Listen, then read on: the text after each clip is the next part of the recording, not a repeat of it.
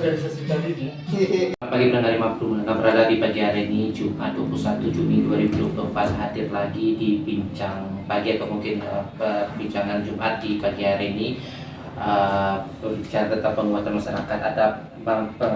masyarakat adat dalam cegah tangkal penyakit masyarakat di Kota Bukit Tinggi. Dan di studio telah hadir tokoh masyarakat Kota Bukit Tinggi dari Payung Panji Persukuan Selayar Tinggi Dr. Berades Kusdizal Datuk selaku Pasar. Selamat pagi, Assalamualaikum. Selamat pagi, Assalamualaikum warahmatullahi wabarakatuh. Di samping beliau ada juga Kasat Pol PP Kota Bukit Tinggi Bapak Juniferi APMM. Selamat pagi, Assalamualaikum Pak Juniferi. Selamat pagi, Assalamualaikum warahmatullahi wabarakatuh. Ya Pak Kasat Juniferi, ini pada seluruh pendengar RWI dimanapun berada, memang di Kota Bukit Tinggi ya, artinya mungkin dimanapun ada ya sebuah penyakit masyarakat yang teramat banyak ataupun terviral sekarang itu LGBT ya kita kenalnya. Ya tidak menutup kita bahwasanya kita penjaringan banyak kita dapatkan ya. Hampir setiap malam kita melakukan razia tersebut dalam rangka preventif ya, karena kita selaku Satpol PP yang hanya 3 tugas pokok kita: penegakan perda, kemudian penyelenggaraan tertib, kemudian perlindungan masyarakat.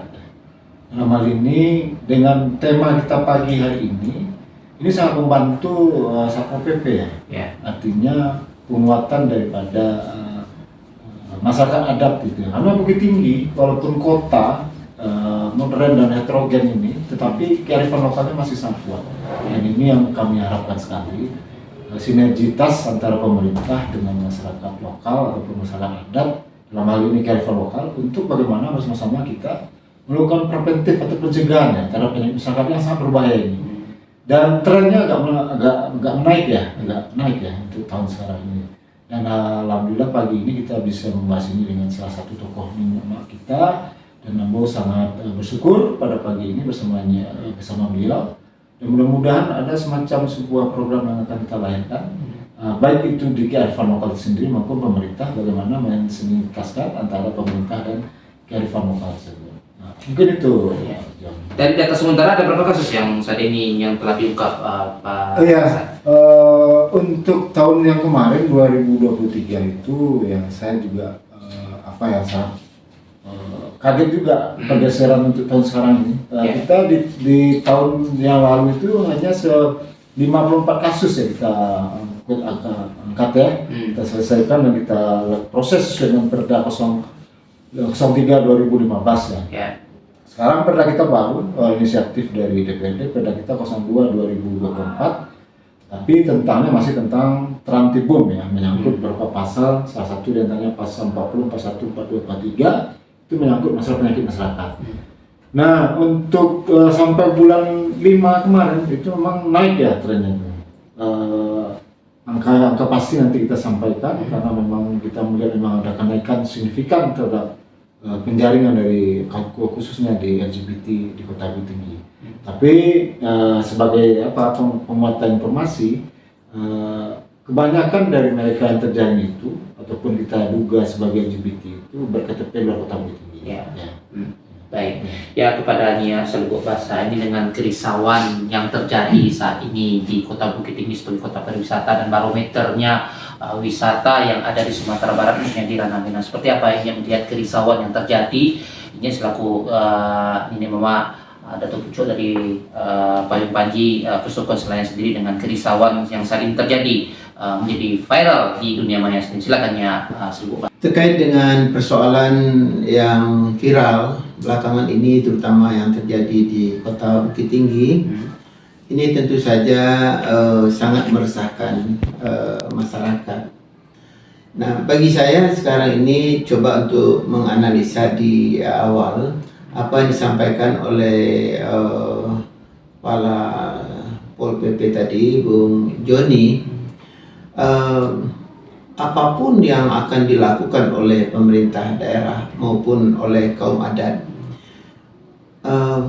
kalau tidak ada aturan, tidak ada ranah yang membatasi atau yang dibuat oleh DPRD dalam hal ini itu sulit bagi aparat penegak hukum, katakanlah tadi Pol PP, untuk bertindak lebih daripada aturan-aturan yang bisa mereka lakukan.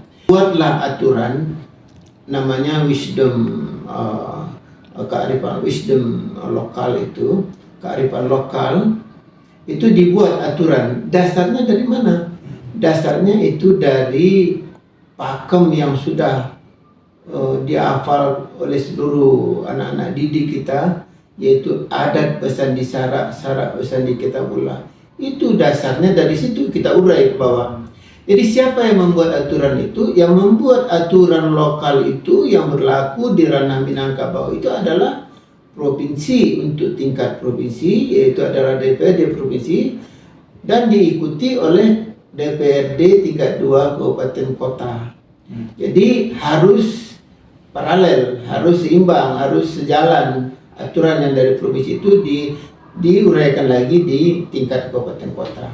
Jadi setiap daerah, beberapa daerah kita ketahui Aceh memiliki aturan tersendiri, Yogyakarta memiliki aturan tersendiri, Bali memiliki aturan tersendiri.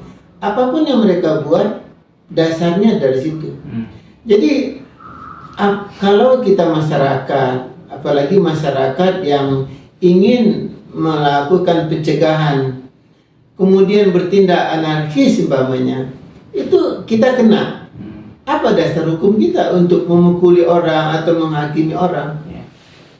Satpol PP nggak berani kok. Nah, kenapa masyarakat ingin mencoba-coba? Jadi siapapun yang melanggar aturan di negara NKRI ini, kalau tidak ada aturan yang jelas, maka itu kena kita aturan. Aturannya apa? Macam-macam. Aturan HAM kah yang dilekatkan kepada orang yang melakukan kejahatan itu. Masih bersama saya di Wetan, masih membahas tentang penguatan masyarakat adat dalam cegah tangkal pekat di Kota Bukit Tinggi. Pasal-pasal yang dikenakan kepada pelaku traffikum, khususnya dari para pelaku LGBT sendiri, seperti apa dengan adanya penguatan dari Perda ini? Silakan Pak Kasat. Baik, memang kita landasan untuk melakukan kegiatan dalam rangka penegakan Perda, tentu kita harus punya dasar dulu ya. Ya. Untuk kita Satpol PP Kota Bukit Tinggi menyangkut masalah Perda 02 tahun 2024 ya. Ini merupakan inisiatif dari anggota dewan kita. Ya. Dari sebelumnya kita memakai Perda 03 tahun 2015. Untuk penguatan di dalam Perda ini memang sangat banyak sekali kita tambahkan. Ditambahkan dalam aturannya. Namun tentu sanksi apa yang menjadi di dalam Perda ini tidak berbeda jauh dengan Perda kita yang lama. Karena kita harus pahami Perda berbeda dengan undang-undang atau pidana, sifatnya pidana. Kita hanya mengatur norma-norma, baik itu norma agama maupun norma adat secara ketentraman umum. Makanya kita hanya bisa, ada dua bentuk sanksi yang kita berikan. Yang pertama tentu merupakan sanksi administrasi, kemudian yang kedua sanksi denda. Nah, ini artinya tentu sesuai dengan pelanggaran yang dilakukan oleh masyarakat kita. Nah, dalam hal ini merujuk dari Perda kita yang baru, ya tentu sebelumnya kita hanya mengatur 9 tertib, ya sekarang ada tambahannya menjadi 10 tertib ya. Tertib dalam artian khususnya untuk penyakit masyarakat ini lebih kita sebutkan semua penyakit masyarakat di dalamnya lagi. Artinya apa-apa yang menjadi persoalan yang menyangkut masalah asusila ataupun maksi atau apapun namanya sebutannya, dan ini jelas kita terangkan dalam Perda tersebut. Namun sekali lagi, karena ini adalah Perda, ya bukan berdasarkan KUHP ataupun berdasarkan yang lebih tinggi daripada itu, karena kita ini kalau pidana itu apabila telah terjadi, di situ ada unsur pidananya. Kalau Perda kan kita lebih cenderung kepada pencegahan, ya menyangkut masalah kehidupan orang banyak ya. Artinya salah satu yang kita bahas hari ini, LGBT itu diindikasikan karena memang setiap yang kita jaring, kita tangkap terduga LGBT, kita sudah kerjasama dengan Dinas Kesehatan untuk melakukan tes kesehatan khusus HIV.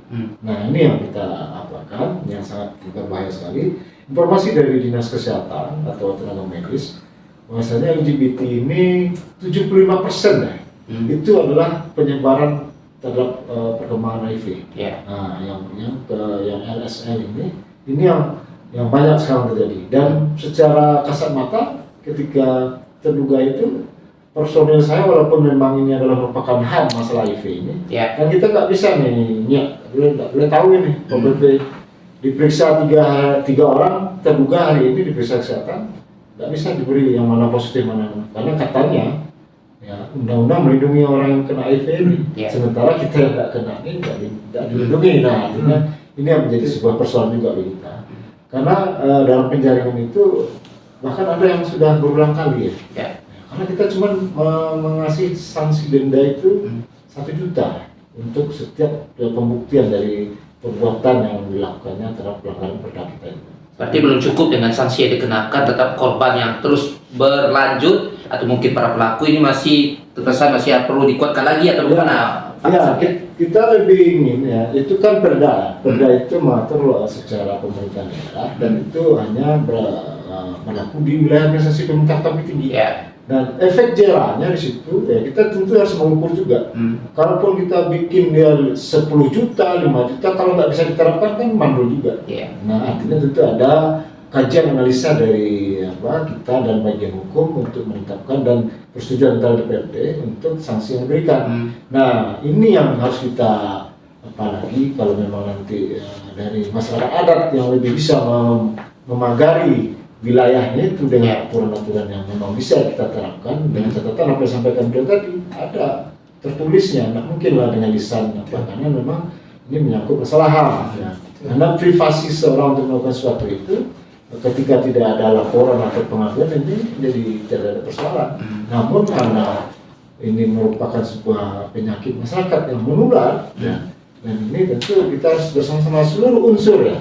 Kalau Pol PP penegak perda hanya kita berdasarkan perda yang ada. Udah, kita berhenti di sana. Nah, yang kita ingin cari lagi apa solusinya? Kalau PSK, kalau PSK kita bisa kirim terduga ini ke tempat anti rehab namanya. PSK online ya. Kalau LGBT belum ada di negara kita ini, di Sumbar ini terkhusus, dan kami sudah mencari ke luar itu Pak, belum ada panti rehabnya.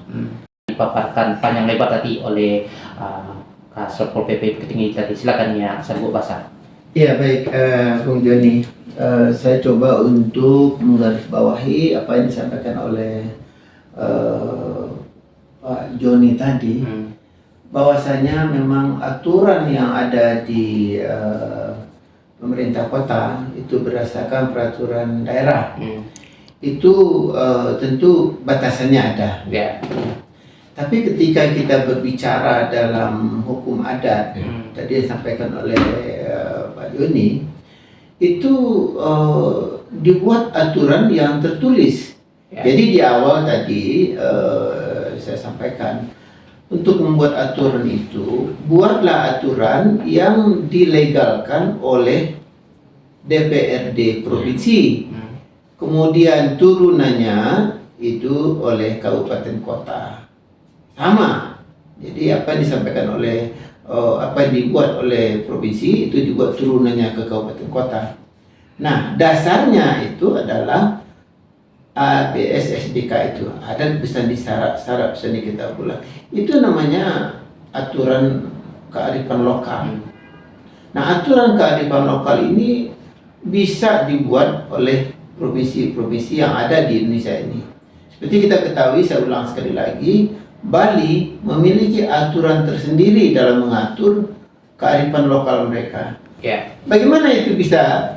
Karena memang dikontrol oleh masyarakat adatnya. Nah, di Bukit Tinggi terutama apa? Kita punya Paribaga Nagari. Paribaga Nagari inilah yang diberdayakan. Akan buatlah aturan yang jelas. Nah, inilah tugas daripada tuan-tuan yang terhormat, para anggota dewan, baik itu provinsi maupun kabupaten kota. Anda semuanya memiliki tanggung jawab untuk mengatur persoalan yang ada di ranah Minang ini. Aturan. Jadi aturannya jelas. Tadi Undang-Undang nomor 2 tadi saya nggak, kalau nggak salah, itu batasannya di situ baru. Lebih daripada itu, beliau mengatakan ada aturan yang mengikat yang ada dikatakan aturan lokal itu. Local wisdom ini yang harus dibuat, tapi tidak bisa hanya secara lisan, Bung Joni.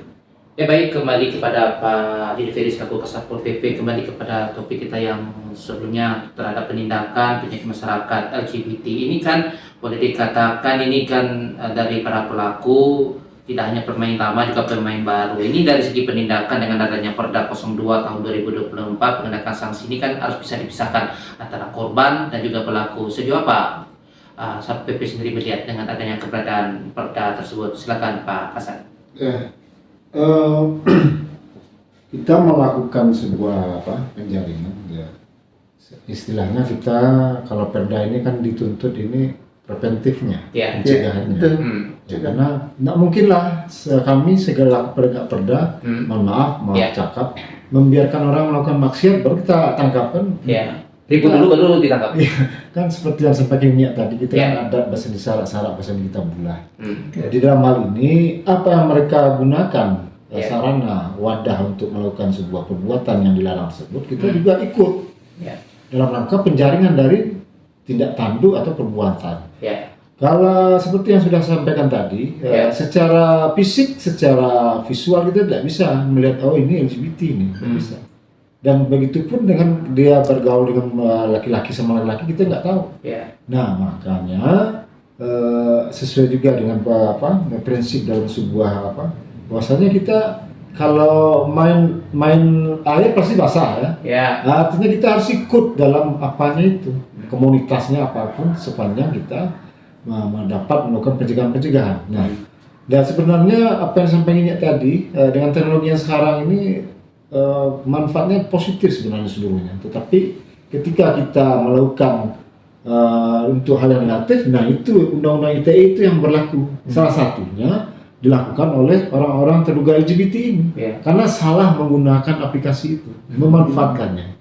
Baik, ya saya nggak sebut ya aplikasinya karena memang pokoknya medsos gitu. ya pokoknya sebuah aplikasi. Kenapa? Karena kalau secara manual, mereka akan susah mendapatkan mendapatkan pelanggan atau apalah namanya. Tapi dengan bantuan jaringan ini, bantuan dengan teknologi ini, mereka dari kamarnya dia buka langsung. Kalau istilahnya sekarang open open BO atau apalah namanya, sehingga memang kalau kita tidak ikut dalam teknologi itu juga kita akan tertinggal dan maka hancurlah kota kita ini, akan terjadilah maksiat di mana-mana.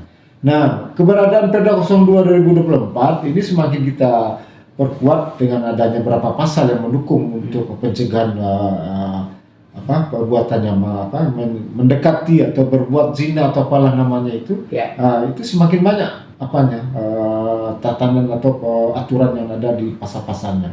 Dan kami dalam hal ini memang mempunyai sebuah tim atau regu khusus untuk menangani penyakit masyarakat ini. Ada yang kita kenal dengan nama istilahnya unit reaksi cepat ini mereka ini khusus bekerja di malam hari aja ini, menjaring, melihat kondisi kota Bukit Tinggi.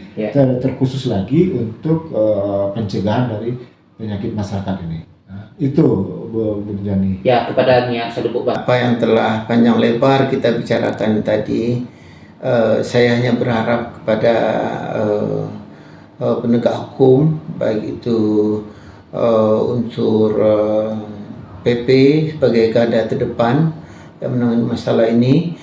Pertama sekali mereka perlu dibekali dengan aturan-aturan local wisdom. Buatlah aturan-aturan ini yang jelas sesegera mungkin, maka dengan itulah mereka dapat lebih meningkatkan pengamanan yang ada di lingkungan, baik itu di kota, kabupaten yang ada di Sumatera Barat ini. Tanpa aturan yang jelas, mereka akan sulit untuk melakukan hal-hal yang lebih jauh dalam hal ini. Saya kira itu saja statement saya, Bung Joni.